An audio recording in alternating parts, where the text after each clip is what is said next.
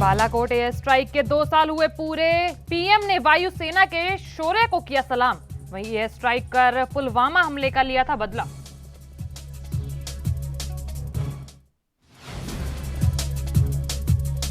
वहीं petrol diesel के बढ़ते दामों को लेकर व्यापारियों में दिखा रोष। जीएसटी समीक्षा को लेकर व्यापारियों ने किया भारत बंद का ऐलान। किसान मोर्चा ने दिया समर्थन।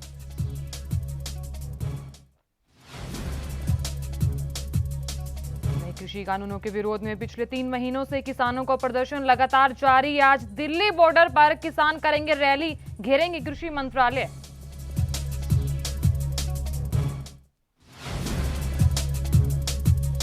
और सूरत में निकाय चुनाव में मिली जीत से आम आदमी पार्टी उत्साहित। दिल्ली के सीएम अरविंद केजरीवाल आज सूरत में करेंगे road show.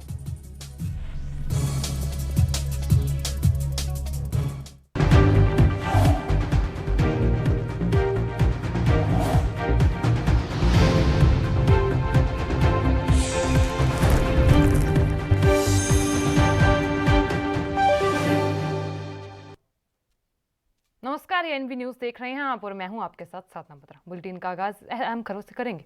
Balakot air strike की आज 2 साल पूरे हो गए और इस दौरान केंद्रीय गृह मंत्री अमित शाह ने वायुसेना की वीरता को सलाम किया और कहा कि 2019 में आज ही के दिन भारतीय वायुसेना ने पुलवामा आतंकी हमले का जवाब देकर नए भारत के आतंकवाद के विरुद्ध अपनी नीति को दोबारा स्पष्ट किया था और पुलवामा के वीर शहीदों का स्मरण वायुसेना की वीरता को सलाम करता हूँ।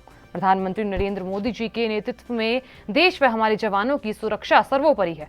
केंद्रीय रक्षा मंत्री राजनाथ सिंह ने वायुसेना के असाधारण साहस को सलाम करते हुए कहा कि बालाकोट एयर स्ट्राइक की सालगिरह पर मैं भारतीय वायुसेना के असाधारण साहस और परिश्रम को सलाम करता हूं। बालाकोट हमले की सफलता ने आतंकवाद के खिलाफ कार्रवाई करने की भारत की दृढ़ इच्छा शक्ति को दिखाया है और हमें अपने सशस्त्र बलों पर गर्व है और भारत को सुरक्षित और सुदृढ़ रखते हैं।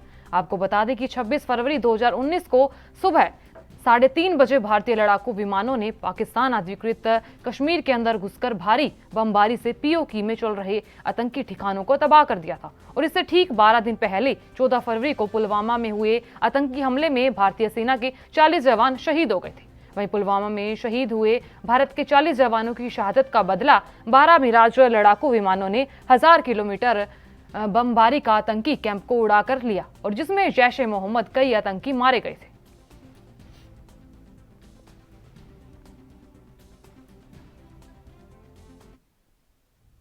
वहीं व्यापारियों के संगठन confederation of all India traders की ओर से जीएसटी के प्रावधानों की समीक्षा की मांग को लेकर आज भारत बंद का आह्वान किया गया है। बता दें आपको कि all India transporters welfare association ने सीएआईटी के बंद के आह्वान का समर्थन दिया और वहीं ट्रांसपोर्टर्स वेलफेयर एसोसिएशन की ओर से कहा गया कि सीएआईटी के समर्थन ईंधन के बढ़ते दाम और ई-वे बिल को लेकर वे चक्का जाम करेंगे। सीएआईटी ने कहा कि जीएसटी के हालिया प्रावधानों के खिलाफ देश भर में 1500 स्थान पर धरना प्रदर्शन होगा और वहीं संगठन ने जीएसटी सिस्टम की समीक्षा और टैक्स स्लैब को लेकर सरल करने और कारोबारियों के नियमों और अनुपालन के लिए इसे और तार्किक बनाने का आह्वान किया है। बता दें आपको ये भी कि एसोसिएशन के राष्ट्रीय अध्यक्ष महेंद्र आर्य ने कहा है कि सीएआईटी को समर्थन देने के लिए एसोसिएशन चक्का जाम करेगा। वहीं ई-वे बिल को समाप्त करने की मांग करता है। उन्होंने कहा कि देश में लगातार बढ़ रही पेट्रोल डीजल की कीमतों में परिवहन उद्योग को परेशानियां हो रही हैं और केंद्र सरकार को ईंधन की कीमतों को कम करना चाहिए। उधर दिल्ली की सीमाओं पर नए कृषि कानूनों के खिलाफ प्रदर्शन की अगुवाई कर रहे संयुक्त किसान मोर्चा ने गुरुवार को किसानों से आज के परिवहन और श्रमिक संघों की ओर से बुलाए गए भारत बंद में शांतिपूर्वक तरीके से भाग लेने की अपील की है।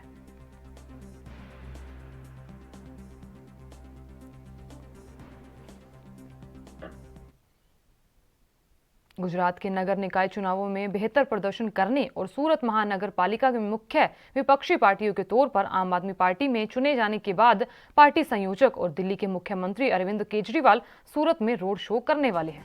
बता दें आपको कि केजरीवाल सूरत पहुंच चुके हैं। उनके स्वागत के लिए बड़े पैमाने पर आम आदमी पार्टी के कार्यकर्ता सूरत एयरपोर्ट पर मौजूद थे। उनका कहना है कि अब लोगों के सामने नए विकल्प के तौर पर आम आदमी पार्टी उभर कर आई है।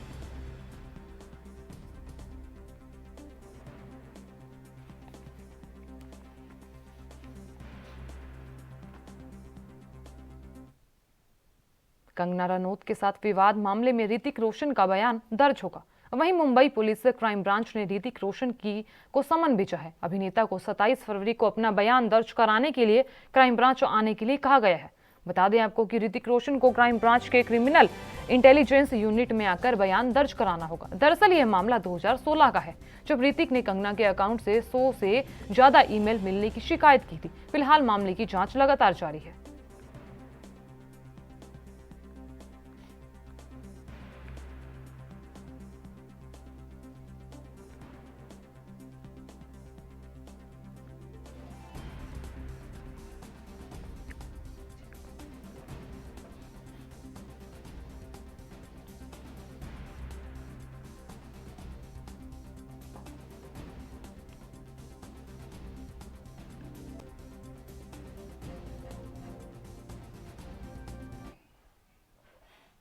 आरजेडी प्रवक्ता मनोज झा ने बीजेपी के सोशल मीडिया पर हो रही निंदा को लेकर बयान दिया है। उन्होंने कहा है कि ये सरकार सोशल मीडिया के जरिए ही उठी थी और अब सोशल मीडिया पर भी निंदा हो रही है। उन्होंने और क्या कुछ कहा, आइए सुनवाते हैं।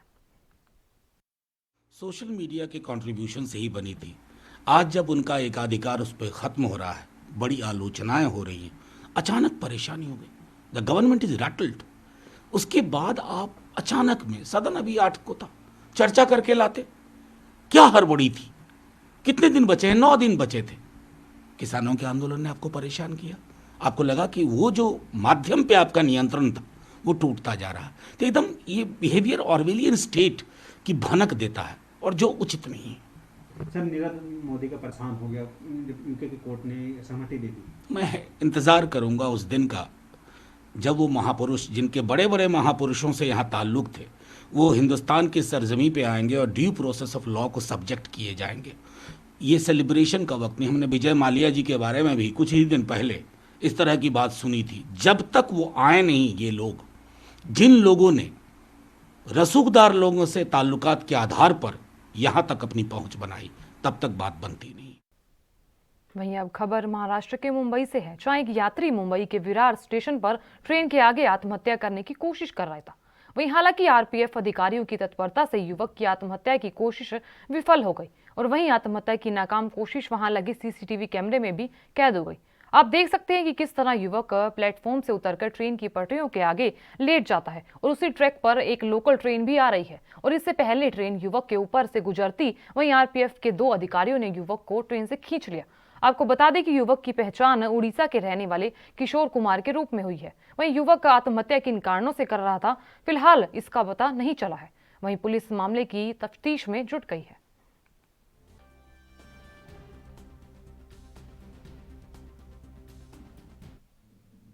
उत्तर प्रदेश के उन्नाव में खेत में बेहोशी की हालत में मिली 3 लड़कियों को एफएसएल रिपोर्ट आ गया है और इस रिपोर्ट में पानी में सल्फ्यूरन देने की बात पता चली है। उन्नाव में एसपी ने बताया कि सल्फ्यूरान जहर का इस्तेमाल कृषि में होता है। वहीं पुलिस ने अभियुक्तों की पुलिस कस्टडी रिमांड के लिए आवेदन किया था। वहीं पुलिस का कहना है कि मामले की कार्रवाई अभी भी जारी है।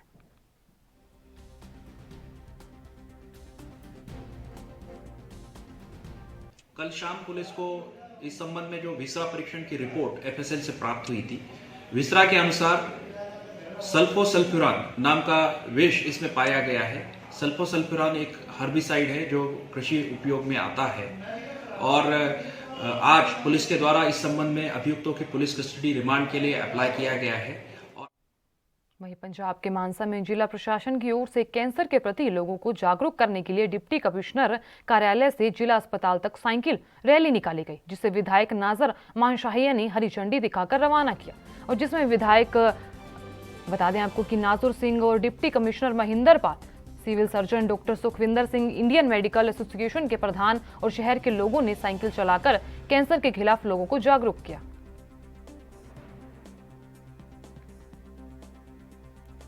सारे डॉक्टर साहबान, साढ़े सीएमओ साहब, डिप्टी कमिश्नर साहब ते दूजे सारे नाल ने, ਜਿਹੜੇ ਸਾਡੇ ਜਾਗਰੂਕ ਆ ਰਹੇ ਨਾਗਰਿਕ ਨੇ ਸ਼ਹਿਰ ਦੇ, ਉਹ ਇਸ ਸਾਈਕਲ ਰੈਲੀ 'ਚ ਸਾਰੇ ਭਾਗ ਲੈ ਰਹੇ ਨੇ ਤੇ ਮੈਨੂੰ ਉਮੀਦ ਹੈ ਵੀ ਇਸ ਤਰ੍ਹਾਂ ਰੈਲੀਆਂ ਕੱਢਣ ਨਾਲ ਜਾਗਰੂਕਤਾ ਫੈਲੇਗੀ ਤੇ ਲੋਕ अर्ਲੀ ਡਿਟੈਕਸ਼ਨ ਜਿਹੜੀ ਕੈਂਸਰ ਦੀ ਕਰਾ ਕੇ, ਕਿਉਂਕਿ ਇਹ ਇਲਾਜ ਹੋ ਸਕਦਾ ਇਸ ਬਿਮਾਰੀ ਦਾ, ਇਸ ਕਰਕੇ ਇਹ ਜ਼ਰੂਰੀ ਸੀ।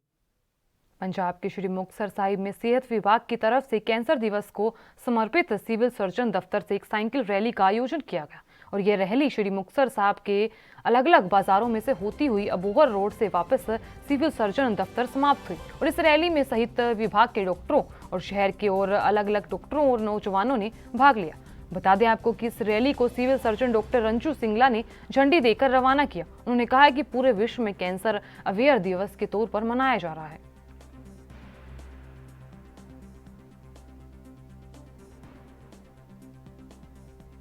ਇਹੀ ਹੈ ਕਿ ਲੋਕਾਂ ਨੂੰ ਪ੍ਰੇਰਿਤ ਕੀਤਾ ਜਾਵੇ ਕਿ ਡੇਲੀ ਜਿਹੜੀ ਹੈ ਉਹ ਜ਼ਰੂਰ ਵਰਜਿਸ਼ ਕਰਨੀ ਚਾਹੀਦੀ ਹੈ। ਕਿਸੇ ਵੀ ਕਿਸਮ ਦੀ ਐਕਸਰਸਾਈਜ਼ ਜਿਹੜੀ ਹੈ, ਚਾਹੇ ਉਹ ਪੈਦਲ ਚੱਲਣਾ ਹੈ, ਚਾਹੇ ਸਾਈਕਲ ਕਰਨਾ ਹੈ, ਚਾਹੇ ਯੋਗਾ ਹੈ ਜਾਂ ਜਿਮ ਹੈ, ਹਰ ਕੋਈ ਨਾ ਕੋਈ ਤਰ੍ਹਾਂ ਦੀ ਆਪਾਂ ਨੂੰ ਡੇਲੀ 1 ਘੰਟਾ ਜ਼ਰੂਰ ਐਕਸਰਸਾਈਜ਼ ਕਰਨੀ ਚਾਹੀਦੀ ਹੈ। ਇਹ ਐਕਸਰਸਾਈਜ਼ ਕਰਨ ਨਾਲ ਆਪਾਂ ਜਿਹੜੀਆਂ ਸ਼ੂਗਰ ਵਰਗੀਆਂ ਭਿਆਨਕ ਬਿਮਾਰੀਆਂ ਨੇ, ਬਲੱਡ ਪ੍ਰੈਸ਼ਰ ਹੈ, ਦਿਲ ਦੀਆਂ ਬਿਮਾਰੀਆਂ ਨੇ, ਇਸ ਤੋਂ ਬਚ ਸਕਦੇ।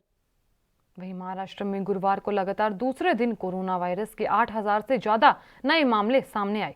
वहीं सबसे ज्यादा कोरोना संक्रमण के नए मामले महाराष्ट्र से हैं। यहां पिछले 24 घंटे में 8,702 नए कोरोना संक्रमण के मामले सामने आए हैं और इससे पहले बुधवार को 8,807 नए मामले सामने आए थे। वहीं बता दें आपको कि महाराष्ट्र में संक्रमण के कुल मामले बढ़ चढ़ कर 21,29,821 तक पहुंच गए हैं। दिन में संक्रमण से 56 और मरीजों की मौत होने से राज्य में मृतकों की संख्या बढ़कर 51,993 हो गई। वहीं राज्य में दिन भर में ठीक होने के बाद कुल 3,774 मरीजों को छुट्टी भी दे दी गई और जिससे अभी तक ठीक हो चुके लोगों की संख्या बढ़कर 20,12,367 हो गई है। वहीं महाराष्ट्र में अब एक्टिव केस की संख्या 64,260 जताई जा रही है।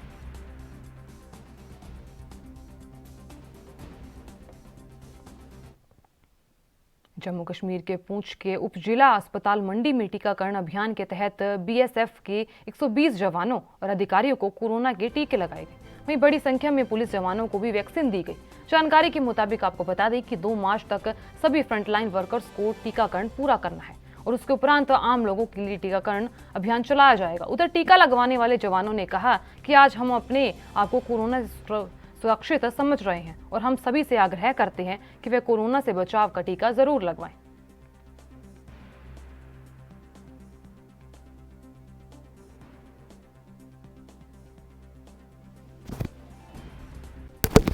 एसएसपी साहब ने तो ऐसे 5 दिन पहले फर्स्ट डोज लगवाई थी और उसके बाद ये लगातार लोग आ रहे हैं, इनके सेशन चल रहे हैं और हमारे हेल्थ का भी सेशन जो है ऑलमोस्ट फर्स्ट डोज का हो चुका है और अब सेकंड डोज चल रही है। इस वक्त तक हमारे मोर देन 90% हेल्थ वर्कर जो है वो कवर हो चुके हैं। कोई तकरीबन 1300 हेल्थ वर्कर्स ने अपने वैक्सीन लगवा ली है। आशाज भी मोर देन 70% जो है उन्होंने लगवा ली है और आंगनवाड़ी वर्कर्स फिलहाल लेस देन 50% है, उनका रिस्पांस थोड़ा कम आ रहा है। और फ्रंट लाइन वर्कर्स में भी म्यूनसिपलिटी के लोगों ने भी इंजेक्शन लगवा लिए हैं, रेवेन्यू वाले ने भी लगाए हैं। अब 100% कवरेज तो अभी नहीं हुई है, लेकिन उनके सेशन चल रहे हैं और हमारी कोशिश है कि उनकी 100% कवरेज कर दें। वहीं आरएसएस के प्रमुख मोहन भागवत ने बृहस्पति को अखंड भारत की जरूरत की ओंकार भरी और वहीं भागवत ने कहा कि भारत से अलग हुए पाकिस्तान जैसे देश अब संकट में जी रहे हैं। उन्होंने एक किताब के विमोचन के मौके पर कहा कि हिंदू धर्म के जरिए अखंड भारत संभव है, लेकिन ऐसा जबरन नहीं किया जा सकता। उन्होंने कहा कि दुनिया के कल्याण के लिए गौरवशाली अखंड भारत के निर्माण की जरूरत है और इसीलिए देशभक्ति की भावना को जगाए जाने की आवश्यकता है। उन्होंने कहा कि छोटे किए गए भारत को एकजुट किए जाने की आवश्यकता है। मौजूदा भारत में भी ज्यादा सबसे अलग होकर अब खुद को इसका हिस्सा नहीं बताने वालों को अपने दुखों से बाहर आने के लिए इसकी जरूरत ज्यादा है।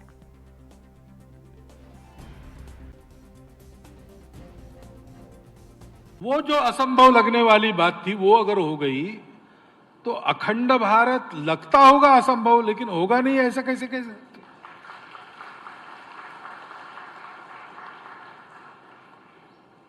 क्योंकि उसके होने की आवश्यकता है। खंडित भारत को जितनी आवश्यकता है उससे बहुत अधिक आवश्यकता उस खंडित भारत के जो बिखर गए टुकड़े और आज अपने आप को भारत नहीं कहते उनको है। क्योंकि आप देखिए कि जब से वो भारत। खबरों का सिलसिला यूं ही जारी रहेगा, आप देखते रहिए एएनबी न्यूज़।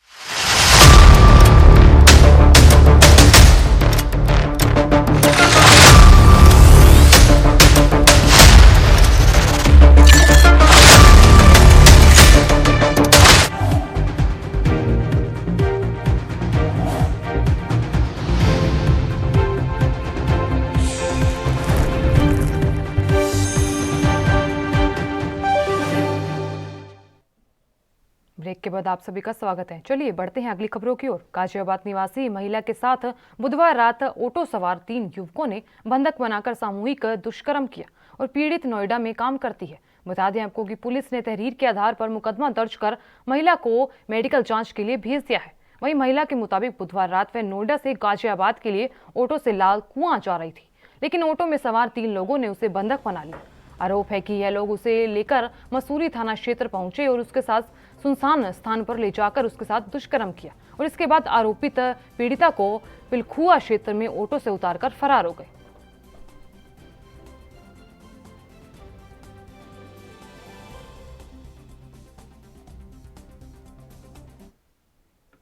यूपी में संत रविदास जी की जयंती से पहले प्रशासन सतर्क है, वहीं ताकि किसी भी तरह की कोई अप्रिय घटना न घटे। लेकिन जहां पहले कभी इस तरह की घटना घटी तो वहां सतर्कता बढ़ा दी जाती है। वहीं यूपी के बिजनौर में पहले से इस मौके पर 2 पक्षों में टकराव का मामला सामने आया है। वहीं ऐसे में भारी पुलिस बल के साथ एसपी और डीएम ने पैदल मार्च किया। जानकारी के अनुसार आपको बता दें कि मौजूदा पट्टी पर मंडावली में रविदास जयंती पर 2 पक्षों में टकराव रहता है और इसी आशंका के चलते नजीबाबाद पुलिस पूरी तरह से सतर्क है। बता दें आपको कि थाना प्रभारी को कानून व्यवस्था को लेकर कड़े निर्देश दिए गए हैं।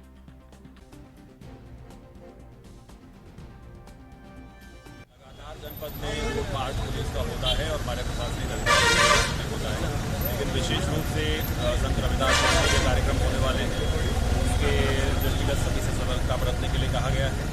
देहात क्षेत्र में भी लूटपाट करने के लिए और शहरों में भी, तो हम लोग पूरा देहात क्षेत्र का भ्रमण करके आ रहे हैं। देश भर में कोविड-19 के मामलों में पंजाब सरकार सतर्क हो गई है। बता दें आपको कि सरकार ने स्कूलों में बच्चों को कोरोना से बचने के लिए नए निर्देश जारी कर दिए हैं और जिसके चलते स्कूलों में शिक्षा विभाग ने नियुक्त किए नोडल अफसर स्कूलों में कोरोना से बचाव रखने के लिए नजर रख रहे हैं।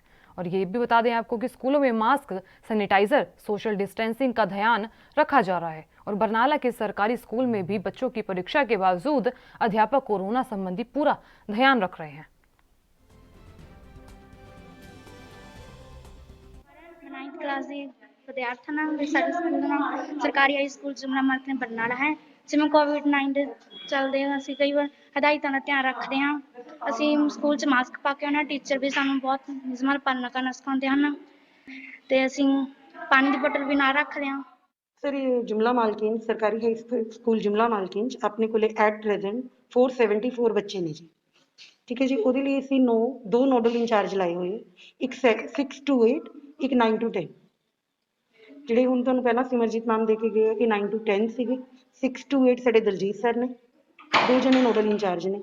ਗਾਈਡਲਾਈਨ ਦੇ ਰਿਗਾਰਡਿੰਗ ਹਰ ਬੱਚਾ ਮਾਸਕ ਪਾ ਕੇ ਆਏਗਾ।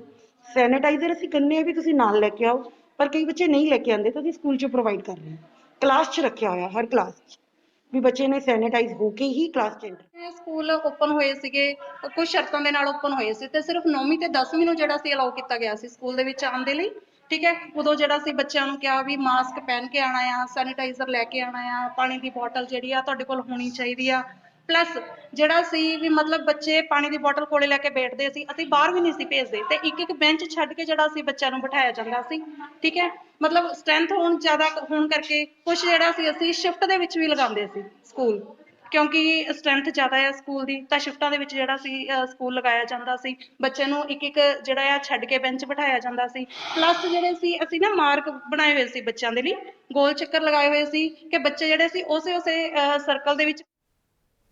केंद्र सरकार ने सोशल मीडिया मंचों के दुरुपयोग रोकने के लिए नए दिशा निर्देशों की घोषणा की है, जिसके तहत संबंधित कंपनियों के लिए एक पूरा शिकायत निवारण तंत्र बनाना होगा। साथ ही खबर प्रकाशकों और OTT मंचों और डिजिटल मीडिया के आचार के लिए वहीं आचार संहिता त्रिसूत्रीय शिकायत निवारण प्रणाली लागू होगी। और इस फैसले पर प्रतिक्रिया देते हुए साइबर एक्सपर्ट पवन दुग्गल ने कहा कि यह कभी ना कभी होना तय था, क्योंकि सर्विस प्रोवाइडर्स ने काम करने के बजाय मूक दर्शक की भूमिका अपना ली थी।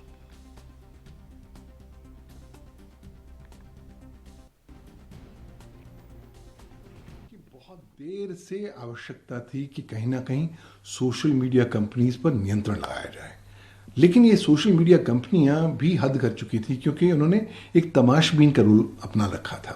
सुप्रीम कोर्ट का एक फैसला था जिसने कहा था कि साहब अगर आप सोशल मीडिया कंपनी हो, सर्विस प्रोवाइडर हो, चुपचाप बैठ जाओ, कुछ मत करो, अदालत से ऑर्डर आए या सरकार से ऑर्डर आए तब कुछ करिएगा कोई कंटेंट को रिमूव करने के लिए। तो उस जो जजमेंट को मिस इंटरप्रेट करते हुए इन्होंने तमाशबीन का रोल अपना लिया। हुआ क्या कि भारतवासियों को इफेक्टिव रेमेडी मिलनी बंद हो गई। आपके बरखिलाफ कुछ लिखा जाए, आपकी ये मानहानि हो, आपको टारगेट किया जाए, वो कुछ रिमूव ही नहीं करते थे। और अदालत का जाने का मतलब है कि कई महीने लग जाएंगे, पैसे लग जाएंगे, और सरकारी ऑर्डर अक्सर मिलता नहीं था। तो कहीं ना कहीं कोई इफेक्टिव रेमेडी थी नहीं। सरकार को काफ़ी सारी रिप्रेजेंटेशन गई थी और अब सरकार ने एक सही दिशा में सकारात्मक कदम निभाया है। सरकार काफ़ी देर तक ढील देती रही इन सोशल मीडिया कंपनियों को, लेकिन फिर ये मनमानी करने लग गए। इन्होंने अपने तरीके से अपनी प्राइवेसी पॉलिसी बदलनी प्रारंभ कर दी। लोगों को कहा कि साहब मेरे प्लेटफॉर्म का इस्तेमाल करना है तो मेरी पॉलिसी को मानना पड़ेगा, वरना आप चले जाएं। तो कहीं ना कहीं जब मनमानी होने लग गई तो एक मैसेज सा आ गया कि साहब ये जो सोशल मीडिया कंपनी है वो कानून के ऊपर है। तो उनको सही संदेश देने के लिए सरकार ने ये इंटरमीडिएट गाइडलाइंस रूल्स के नए जो जिला मुख्यालय से 25 किलोमीटर दूर बेचा गांव के पास बुधवार की देर शाम सड़क सुरक्षा की ड्यूटी से सोनपुर कैंप लौट रहा आईटीबीपी का जवान नक्सलियों के आईईडी विस्फोट में शहीद हो गया। वहीं जिला अस्पताल में पार्थिव शरीर को लाया गया। बता दें आपको कि शहीद जवान तमिलनाडु के रहने वाले हैं और इससे पहले महाराष्ट्र बॉर्डर में सोन डोगरी के पास हुए मुठभेड़ में घायल जवान कनेर उसेंडी में भी शहीद हो गए थे। दोनों जवानों की शहादत की पुष्टि एसपी मोहित गर्ग ने की है। नारायणपुर जिले में अपने 2 वीर शहीद को खोया है। एक घटना हुई है सोनपुर के पास में, जहां पर एक पाइप बम फटने से आईटीबीपी का एक जवान एल बालूचामी, ये मदुरई डिस्ट्रिक्ट तमिलनाडु का रहने वाला है, वो शहीद हुए हैं। दूसरी एक घटना जो हुई है वो हमारी डीआरजी की फोर्स निकली हुई थी ऑपरेशन के लिए, उसमें हमारा एक जवान कनेरू सेंडी, इसको गोली लगी थी, उसको बचाने का काफ़ी प्रयास किया गया परंतु वो भी शहीद हुए हैं। इस प्रकार से 2 घटना में 2 जवानों की शहादत हुई है। एक घटना अकाबेड़ा क्षेत्र में हुई जहाँ पे आईडी की चपेट में एक जवान आया है, परंतु उसको रायपुर निमोनिया जानलेवा बीमारी है और इस जानलेवा बीमारी में 0 से 5 वर्ष तक के बच्चे अक्सर मौत का शिकार हो जाते हैं और इस बीमारी को जड़ से खत्म करने के लिए केंद्र व राज्य सरकार मिलकर काम कर रहे हैं। बता दें आपको कि गुरुवार को अल आफिया सामान्य अस्पताल मांडीखेड़ा में गुरुग्राम, फरीदाबाद, पलवल और मेवात जिले की टीमों को प्रशिक्षण दिया गया। राज्य के 4 जिलों की प्रत्येक टीम में 5-5 चिकित्सक और स्वास्थ्य कर्मचारी इस प्रशिक्षण शिविर में भाग ले रहे हैं। और बता दें आपको ये भी कि शुक्रवार को राजकीय शहीद हसन खान मेवाती मेडिकल कॉलेज नल्हड़ में भी प्रशिक्षण दिया जाएगा और 2 दिवसीय प्रशिक्षण का आयोजन मेवात जिले में किया जा रहा है। क्योंकि इस राज्य का सबसे पिछड़ा जिला है और इसलिए इसकी शुरुआत मेवात की धरती से की गई है और इसके बाद रोहतक, हिसार, करनाल और 2 दिवसीय प्रशिक्षण शिविर रखा जाएगा जिसमें चिकित्सकों को निमोनिया से निपटने के लिए गुर सिखाए जाएंगे और कुल मिलाकर निमोनिया को देश प्रदेश से जड़ से उखाड़ फेंकने के लिए स्वास्थ्य विभाग की टीमें कमर कस चुकी हैं। निमोनिया के ऊपर ट्रेनिंग शुरू हो रही है जिसमें कि district training officer, district immunisation officer, paediatricians, medical officer और स्टाफ नर्स यहाँ पे आए हुए हैं। तो 4 जिले इसमें शामिल हैं, मेवात, पलवल, फरीदाबाद और गुरुग्राम। चारों जिलों से 5-5 लोगों की टीम है और साथ में ट्रेनिंग के लिए अगर मैं कहूँ तो एनएचएम की तरफ से टीम आ रखी है। Deputy director child health doctor Simi Verma, उनके साथ चाइल्ड हेल्थ को देखने वाले डॉक्टर चंद्रशेखर, डॉक्टर प्रेम इम्यूनाइजेशन देखते हैं, ये भी एनएचएम की टीम में यहाँ शामिल है। जो हमारे उत्तर प्रदेश के बाराबंकी जिले में पुलिस अधीक्षक यमुना प्रसाद के तेवर देख पुलिस कर्मियों के होश उड़े हुए हैं और एसपी इन दिनों जिले के थानों के वार्षिक निरीक्षण कर रहे हैं और ऐसे में थाना प्रभारी से लेकर सभी पुलिस कर्मियों में हड़कंप मचा हुआ है।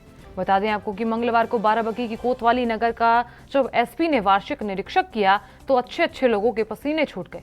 बता दें कि पंचायत चुनाव को लेकर तैयारियां शुरू हो गई हैं और उस बीच चुनाव को लेकर पुलिस भी कोई कोताही नहीं बरतना चाहती, लेकिन निरीक्षण में पुलिस की तैयारियों की पोल खुल गई है।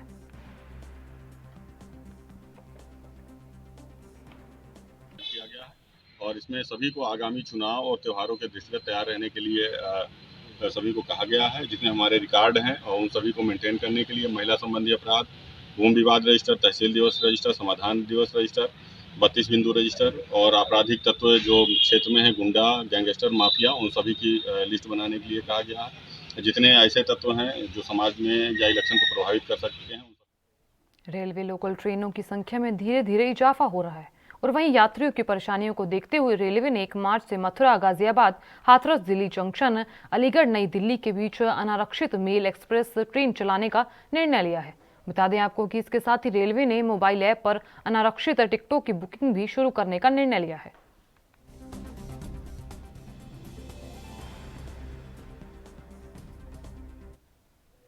लंबे समय तक भारत और चीन के बीच रहे तनाव के बीच अब नए खुलासे दिखाई दे रहे हैं और सूत्रों के मुताबिक राष्ट्रीय सुरक्षा सलाहकार अजीत डोभाल के नेतृत्व में हुई सीडीएस जनरल बिपिन रावत और सेना प्रमुख जनरल मनोज मुकुंद नरवणे की बैठक में चीन को चारों खाने चित करने की रणनीति बनी थी और सूत्रों के मुताबिक इस बैठक में पेंगोंग के दक्षिणी इलाके में ऊंचाई वाली चोटियों पर कब्जा करने की रणनीति बनी थी और जिसके बाद चीन को अग्रिम चौकी से अपने सेना पीछे हटाने के लिए मजबूरन होना पड़ा। सूत्रों के मुताबिक आपको बता दें कि एनएसए की बैठक में ऊंचाई पर सैनिक तैनात कर चीन के खिलाफ बढ़त बनाने की योजना बनी थी और इस बैठक के दौरान चीनी कब्जों को नजरअंदाज करते हुए रिजांगला और हेलमेटोप और मोकपारी समेत पेंगोंग के दक्षिणी हिस्से पर कब्जा करने की योजना बनी थी ताकि चीन को बातचीत की मेज पर लाया जा सके। और इसके बाद 29 और 30 अगस्त को भारत की स्पेशल फ्रंटियर्स फोर्स के जवानों ने इन चौकियों पर कब्जा कर लिया था और इस चाल चीन से जारी गतिरोध में खेल पलटने वाली साबित हुई।